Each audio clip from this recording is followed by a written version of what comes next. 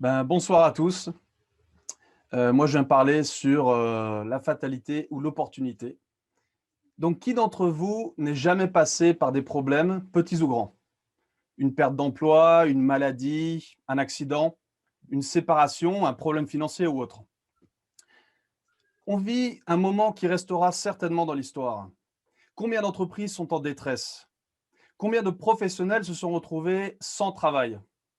Combien de familles sont endeuillées? Quand un problème survient, la première réaction est souvent la renonce, la fuite. On n'accepte pas. Et ça, c'est normal. Au final, personne n'est jamais prêt à sortir de sa zone de confort. Cependant, c'est au moment des grandes crises que l'humanité a évolué et s'est développée. Comment ces hommes et ces femmes ont-ils laissé leur nom gravé dans l'histoire? Comment ont-ils fait pour non seulement surmonter les difficultés du moment, mais principalement pour créer, innover et construire un héritage pour des générations futures?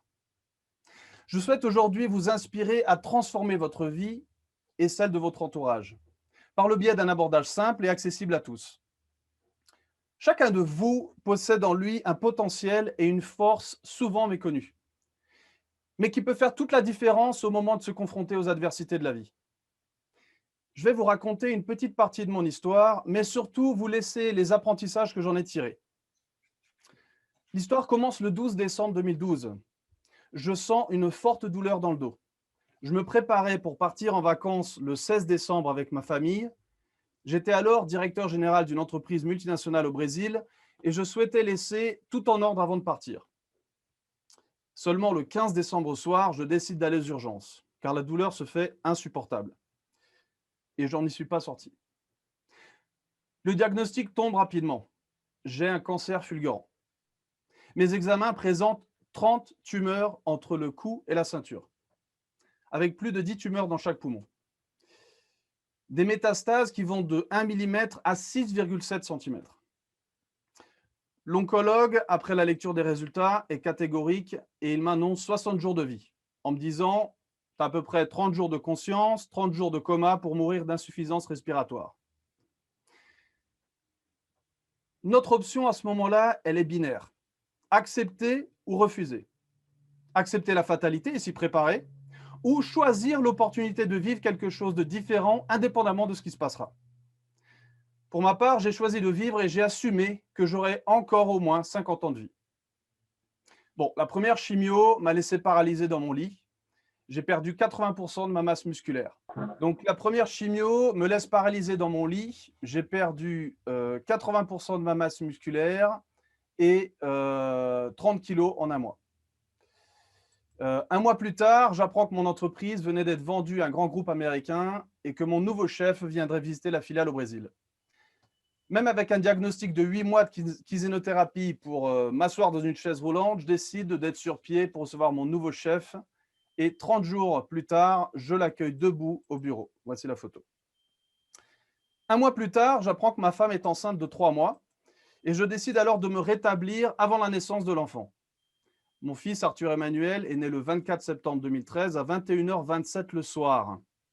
Et le lendemain matin, par coïncidence, j'avais un examen à 10h30 du matin, un PET scan, donc un examen du corps entier, qui a révélé que je n'avais plus aucune tumeur dans le corps. Les médecins, forcément, n'ont jamais compris ce qui s'était passé, ni comment j'ai fait pour me mettre debout avec seulement 20% de ma masse musculaire, ni pour éliminer 30 tumeurs avec à peine 12% du traitement initialement prévu. Je veux maintenant vous expliquer comment surmonter n'importe quelle adversité dans votre vie. Je suis très pragmatique et j'aime bien les formules mathématiques, car quand on les applique, on a des grandes chances que ça marche. Donc, la formule est la suivante. Choisir l'opportunité est égal à avoir le courage d'entreprendre. Voyons ça plus dans le détail. Choisir l'opportunité, c'est choisir d'apprendre et grandir. Pour avoir le courage, il faut être motivé et avoir confiance en soi. Et pour entreprendre, il faut être empathique, visualiser une solution et être proactif. En apprenant et grandissant, on construit un héritage durable. Pour être motivé, il faut une finalité de vie et la capacité d'y répondre. Et pour la confiance en soi, il faut avoir la foi, être cohérent et conscient. Pour entreprendre, c'est aussi d'apporter de la valeur ajoutée à notre entourage. Enfin, Choisir l'opportunité en ayant le courage d'entreprendre, c'est laisser sa marque en assumant le risque de solutionner un problème. Je vous laisse alors quelques questions pour réfléchir et monter votre boîte à outils que vous pourrez utiliser surmonter n'importe quelle adversité dans votre vie. D'abord, je vous pose la question, quelle est votre finalité de vie? Quels sont vos talents uniques? En quoi croyez-vous? Êtes-vous cohérent avec vous-même? Avez-vous conscience d'où vous vous trouvez, de ce que vous faites ou bien où vous souhaitez arriver? Êtes-vous capable de vous connecter avec votre environnement, d'accepter ces différences? Quelle solution pouvez-vous apporter à partir de ce que vous avez entre vos mains? Quel héritage durable souhaitez-vous laisser pour vos petits-enfants? Et enfin, quelle est la marque que vous voulez laisser dans l'histoire? Personnellement, j'ai choisi d'avoir un impact significatif dans l'humanité par le biais de la transformation des personnes de manière directe et indirecte, en laissant ma marque jour après jour autour de moi. Je veux vous remercier pour cette opportunité et pour votre audience, car si j'ai pu inspirer ce soir, vous m'avez aussi permis de vivre pleinement ma finalité et de construire un peu plus mon héritage.